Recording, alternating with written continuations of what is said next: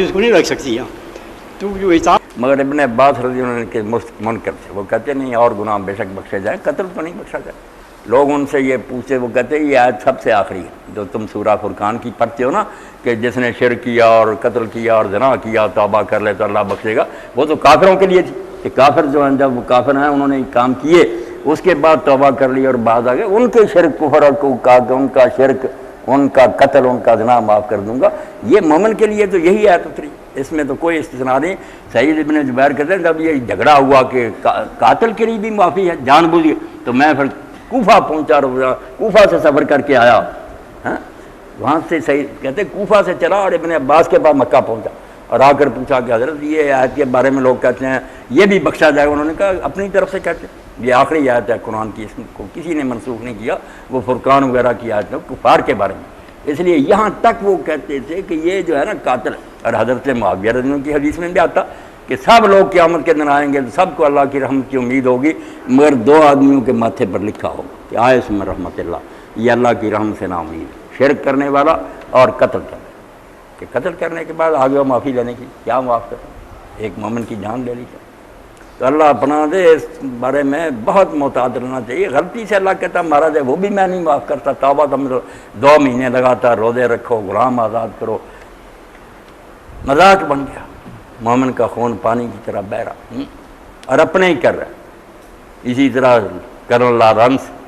جبہ پہن لیا، عربی زبان کا ماہر ہو گیا، عرب شیوخ سے تعلقات بڑھا لے، بڑا درویش ہے، اور اس نے نامراض نے سارے عربوں کو بیوقوف بنایا، شریف مکہ دوسروں کہ ترک آپ کے کیا لگتے ہیں، تم عرب ہو، تم حضور کا خاندان ہو، ترکوں کو دفع کرو، پوری دنیا میں عثمانی خلافت تھی، یہ اس کے صوبے تھے، گمراہ کر دیا،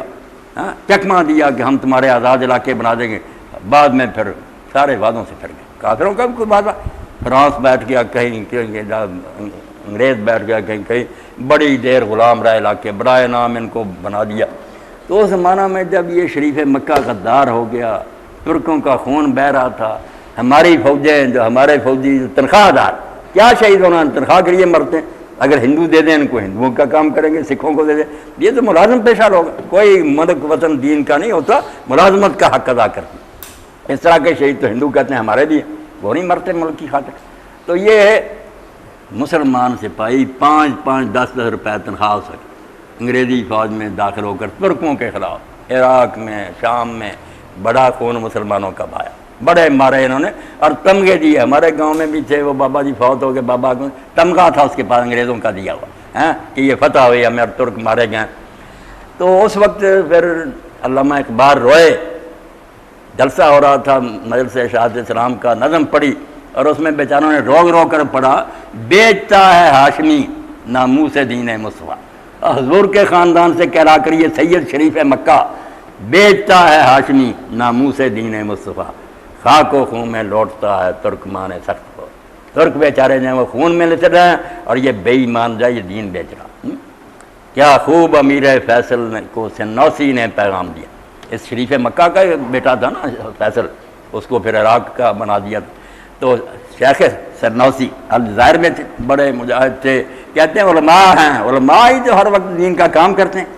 یہ جب سب بے ایمان ختم ہو گئے اور فرانسیسی فوجیں داخل ہو گئیں تو شیخ سرنوسی نے پھر جنگل میں اپنی خانقاہ بنا لی، مجاہدین کو کہا اب سے نفل نمازیں اور جو ہے نا قرآن کی تلاوت بند،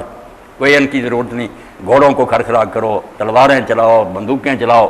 ایسا عہدہ بنایا، کئی سالوں تک فرانسیسیوں کو ناک چنے چبائے۔ تو شیخ سنوسی نے پھر اس کو پیغام بھیجا، پھر کیا خوب امیر فیصل کو سنوسی نے پیغام دیا، تو نام و نسب کا حجازی ہے پر دل کا حجازی بن نہ سکا۔ وہ کہلاتا ہے کہ میں عرب ہوں، کوئی عربوں والی بات ہے؟ مسلمان یہ کام کرتے ہیں کہ کافروں کی حمایت اور مسلمانوں کو مارنا، تب رونا ہی ہے نا، وہی بات اب دہرائی جا رہی کہ کوئی بات نہیں، اگر وہاں شرعی عدالتیں بن جاتی جو جی چاہتے، ایک مدرسہ کیا پاکستان کا بگاڑ سکتا تھا، خواب خواہ کے ایشو بنایا، بجلی بند کر دی، پانی بند پہلے کر دیتے، بیچارے خود ہی ختم ہو جاتے۔ ختم بھی کیوں کر رہا، کیا بات انہوں نے کہی، کہتے ہیں اٹھا کر لایا، کسی کی بےزتی کی، وہ آنٹی شمیم کو لایا، برقع پہنایا، عزت آبرو سے رخصت کیا، کہا بہن یہ کام نہیں ہونا چاہیے۔ چینیوں کے ساتھ کیا، کسی کے ساتھ ذرا برابر کوئی زیادتی نہیں کی، حکومت کی بنائی مسجد اور آپ کے تنخواہ دار وہ عالم ہیں، کوئی بات نہیں۔ صرف بہانہ بنا لیا، اور بعد میں جو معاہدہ ہونے کے بعد اب تو کوئی بھی